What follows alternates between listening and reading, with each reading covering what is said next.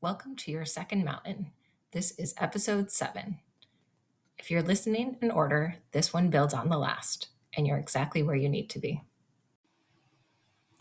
Welcome back. Now we're going to go through a series of human design videos. This one is an overview of human design, which is your energy blueprint. And the purpose of this video is to introduce human design to you as an experiment, not an identity. Human design isn't about telling you who you are, it's about helping you notice how your energy moves and what happens when you stop fighting it. Human design is a system that combines energy patterns, decision making styles, and how we interact with others in the world. You can take an assessment online, and based on your birth date, time, and location of birth, it will tell you what your human design type is. Unlike personality systems, this framework focuses on energy, timing, and decision making. So you can think of it as learning the operating system that your nervous system came with. Human design is not a box, it's not a destiny, and it's not something you force yourself to follow. You'll often find resonance with parts of your human design, and it can help you think about your energy in a different way. It's something that when you read it, you don't need to believe in it. You can see what lands with you and take it or leave it. We can reject the rest. Human design works best when you treat it like a mirror, not a mandate. So there are 5 types of 5 human design types. They are generator, manifestor, manifesting generator, projector, and reflector. There is a cited as known statistics for the percentage that have each type. The most common type is a generator with 37% of the population. Manifesting generator is the next most, it's 33%. And the generator means that those are energy types. There's energy types and non-energy types. These two together make up 70% of the population. The remaining 3, which make up 30%, these non-energy types, are projectors, which make up 20%, manifestors, which are 9%, and reflectors, which is only 1%. And each type really has a different relationship to energy, rest, initiation, and alignment.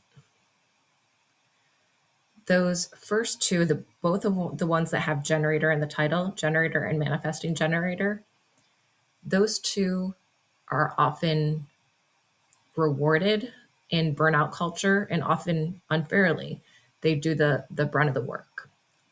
I'll give you a type video for each of the remaining types so you can see what resonates with you. The other 30% are non-energy types, and they're often pathologized for needing rest, needing time to make decisions, or requiring recognition. And many self-help systems unintentionally shame projectors and reflectors, and even manifestors, those that are the non-energy types that aren't just doers with an engine propelling them. This framework of your second mountain reframes human design as permission, not prescription. And this matters in this program because after rupture, many women push when they actually need rest, wait when they're meant to act, or override their body's wisdom. Human design can help you rebuild trust by answering, when should I act? When is my body telling me that I should wait? How do I know a yes in my body?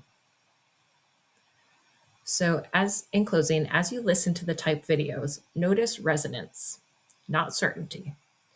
Let your body be the authority. That's the real work here. If you're a generator, your core gift is sustainable life force energy. You're designed to have energy for life, but only when that energy is met correctly. That means you're not here to initiate from your mind or push things into existence. You're here to respond. A simple way to say it is this: your body knows before your brain does. Your sacral center is constantly giving you feedback: a yes, a no, a pull, or a shutdown. When you listen to that signal, energy flows. When you override it, energy drains. Many generators carry a common wound pattern. You may have learned to push through exhaustion, say yes in order to belong, or keep going long after something stopped feeling right. Over time, that leads to burnout, not because you're doing too much, but because you're doing the wrong things for the wrong reasons. In our quadrant language, generators under stress often slide into two survival patterns. Sometimes it looks like one down in boundary lists, saying what yes when you mean no, overgiving, or trying to earn worth through effort. Those are the types 2 and 9. Other times it looks like the opposite quadrant, one up and walled off. Your types 1, 3, and 6. That's overworking, powering through, or disconnecting from your body to stay productive. Both are attempts to manage energy through force instead of trust. Alignment for a generator is actually very simple, but not always easy. It starts with listening, not to your to-do list, not to what you should want, but to the subtle physical response in your body. Practice noticing what gives you energy, what drains it. Where do you feel a full-bodied yes? And where do you feel heaviness, resistance, or shutdown? You're allowed to let opportunities come to you. You're allowed to stop committing to what drains you. And you're allowed to quit without shame when something is no longer aligned. This is important. Satisfaction is your compass. When you're on the right track, you feel engaged, alive, and fulfilled, in a state of flow. When you're off track, frustration builds. And that frustration isn't a flaw, it's information. Returning to center as a generator means coming back into relationship with your energy. A simple question for generators to carry is this: does this give me energy or does it cost it? You don't have to justify your answer, and you don't have to push through anyway. Your energy is not meant to be spent proving your worth. It's meant to be invested in what actually wants you back. That's how you respond to life, and that's how life ends up responding to you. If you're a manifestor, your energy is designed to initiate. You're here to start things. That includes movements, conversations, and change. Not from impulse or rebellion, but from your inner authority. Your system as a manifestor is independent by nature. You don't need permission to act, but you do want clarity in order to act. Many manifestors learned early that their power was disruptive. You may have been told you're too much, too intense, or too hard to predict. Under stress, this often leads to manifestors in a one-up and walled-off survival state. That is your types 1, 3, and 6. Those are controlling outcomes, cutting off emotionally, or acting without informing others. Or it can flip into one down and walled off, which is the types 4 and 5. Those are shrinking, hesitating, or suppressing your impact to stay safe. Both patterns try to protect your autonomy. Alignment for a manifestor isn't about responding, it's about informing. When you inform others before you act, resistance softens. Your nervous system relaxes, and your power lands more cleanly. When you're aligned, you feel peace, not adrenaline. Anger for a manifestor isn't wrong. It's a sign your movement has been blocked. Returning to center means trusting your inner authority. Our grounding question for manifestors is, am I acting from clarity or from reaction? Your second mountain is not about dimming your fire. It's about channeling it and directing it. When you initiate from self, your presence becomes catalytic rather than disruptive. If you're a manifesting generator, your energy is fast, creative, and multidirectional. Like generators, you're designed to respond, not to initiate from the mind. But once your body says yes, you're also built to move quickly, pivot, and bring things into form. Your system learns by doing. You're not here to map everything out in advance. You're here to respond, test, adjust, and respond again.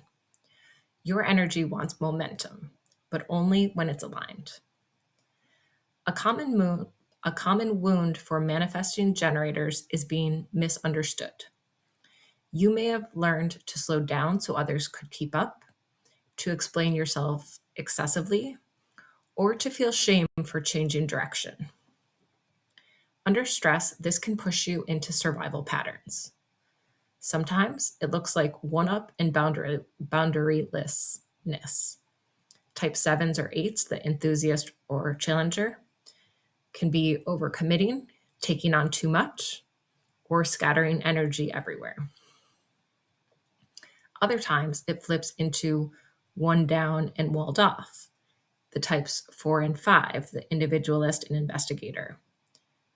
That is shutting down, doubting yourself, or stopping altogether after being criticized. It's overcorrecting. Neither state is wrong. They're attempts to manage speed and intensity without safety. Alignment for a manifesting generator begins the same way it does for a generator, with the body. Your sacral response is still the gatekeeper. The difference is what happens after the yes. You're allowed to start before you're ready, change course without apology, follow what lights you up, even if it looks nonlinear from the outside. And your work is not to be consistent, it's to be congruent. Congruence feels like relief, excitement, and flow. Incongruence feels like frustration mixed with guilt or self-judgment. Returning to center means trusting your rhythm. A helpful question for manifesting generators is this still alive for me, or am I forcing continuity? As a manifesting generator, you are not flaky. You are adaptive. Your second mountain isn't about narrowing yourself. It's about moving fast with permission and stopping when your body says stop. That's responsive power. And when you trust it, your energy becomes catalytic. If you're a projector, your energy is not designed for constant output. Your gift is seeing patterns, people, systems, and truth. You're here to guide energy, not generate it. Your system works best when it's recognized and invited, not when it's pushing to prove value. Many projectors carry a deep wound around worth. You may have learned to work harder than your body can sustain, to offer guidance without being asked, or to feel invisible when your insight isn't received. Under stress, this often pulls you into one down and boundaryless survival. That can look like overgiving, people-pleasing, or trying to earn belonging through effort. Or it can swing into one-up and walled off, withdrawing, becoming critical, or distancing to protect against rejection. Both are attempts to manage visibility without safety. Alignment for a projector begins with rest, not as a reward, but as an actual requirement. Your clarity comes when you're not exhausted. Your wisdom lands when you wait for the right moment and the right invitation. Recognition doesn't mean flattery, it means you're being accurately seen. When you're aligned, you feel calm, spacious, and deeply attuned. When you're not, bitterness can creep in, not as failure, but as feedback. Returning to center means honoring your pace. A powerful question for projectors is, am I offering from recognition or from fear of being overlooked? Your second mountain is not about proving you matter. It's about letting yourself be seen and saying no when you're not. Your guidance carries more power when it's rested, invited, and true. If you're a reflector, your system is exquisitely sensitive. You don't have a fixed way of moving through life. Instead, you reflect the health of your environment, people, places, and systems. Your wisdom comes from observation and time. Many reflectors learned to adapt constantly. You may have learned to shapeshift to belong, to doubt your own consistency, or to feel overwhelmed by others' energy. Under stress, this can look like one down and boundaryless, which is absorbing too much, losing yourself in others' needs, or it can look like being one down and walled off, withdrawing completely to recover from overload. Neither is wrong. They're just responses to too much stimulation without support. Alignment for a reflector begins with the environment. Who you're with matters, where you are matters, what you're immersed in matters. You're designed to take time, often a full lunar cycle, a full 28 days before making big decisions. When you're aligned, you'll notice that you feel more surprise, wonder, and spaciousness. When you're not, you'll feel disappointment. That's, again, not as failure, but as information. Returning to center for reflectors means honoring your sensitivity. A helpful question for you is this environment nourishing me or draining me? Your second mountain is not about fixing yourself. It's about choosing surroundings that allow you to reflect wisdom instead of stress. Your presence is medicine when you're well supported, as only 1% of the population. If this episode resonated, you can download the companion worksheet in the show notes.